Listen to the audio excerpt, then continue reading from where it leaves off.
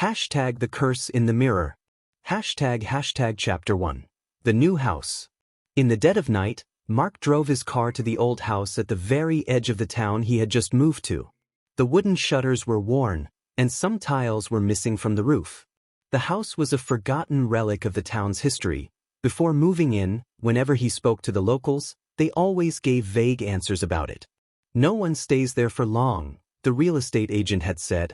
But if you don't mind that, he had added with a nervous smile. Mark had dismissed these words. He wasn't one to believe in superstitions. Ghosts and cursed houses didn't exist in the real world. There were only forgotten stories and fears fueled by the imagination. Besides, the house was cheap, he liked being alone, and most importantly, it was still close enough to the city. But the moment he stepped inside, an indescribable unease crept up his spine. At the end of the hallway in the large mirror, he saw his own reflection, but for a few seconds his eyes didn't feel like his own. Hashtag chapter 2. The footsteps. Mark fell into an uneasy sleep on his first night. He woke to the wind rattling the old shutters, but there was something else. Footsteps, coming from the upstairs room where no one was supposed to be. At first, he thought he was dreaming. But the sounds continued. Slow, heavy steps. They stopped right outside his bedroom door. His breath caught in his throat, and he was seized by the childish urge to hide under the covers. Then, everything fell silent. In the morning, he tried to convince himself it had all been a dream.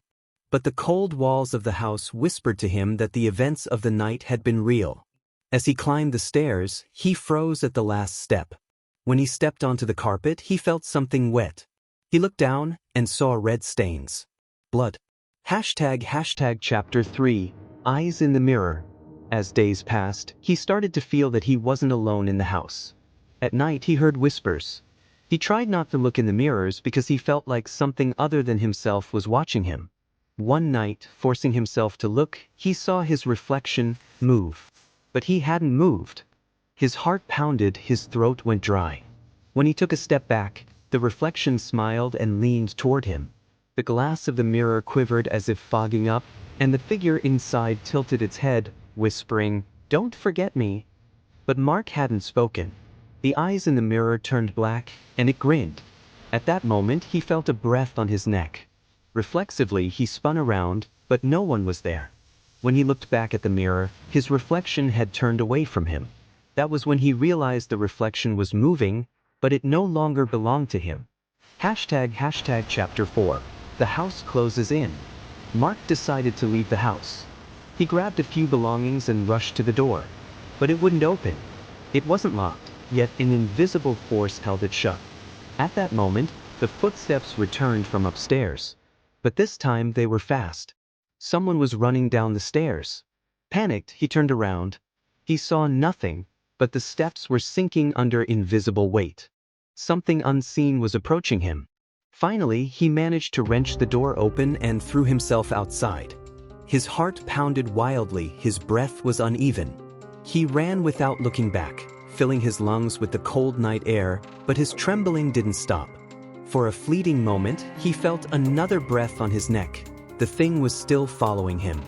He gasped for air. But as he left, he saw something in the house's window. His reflection. Standing there, watching him from inside. And slowly, it closed the door. Hashtag chapter 5. The visitor. Mark didn't know what to do. He spent the night at a hotel. In the morning, trying to determine if everything had just been a nightmare, he returned to the old house. But a woman stood at the door. "You stayed there too?" she whispered. Her eyes were bloodshot. The woman said her name was Emily. She had lived in the same house years ago but fled when she realized it didn't belong to her. "Did the mirror accept you?" she suddenly asked. Mark didn't know what to say. "If it did, you're part of it now. You can't escape." Hashtag chapter 6. Lost Souls. Mark and Emily decided to spend the night at the hotel. But at midnight, a voice came from the mirror in Mark's room. When he turned to look, he saw not just his reflection, but shadows behind it. "Don't leave us. Join us." The whispers echoed through the room. The voices reverberated from every corner, etching themselves into Mark's mind. Suddenly, a hand reached out from the mirror, grabbing his wrist. Emily rushed in to find Mark being pulled into the mirror. She screamed, trying to pull him back, but the hand was too strong. At the last moment, Mark was yanked free.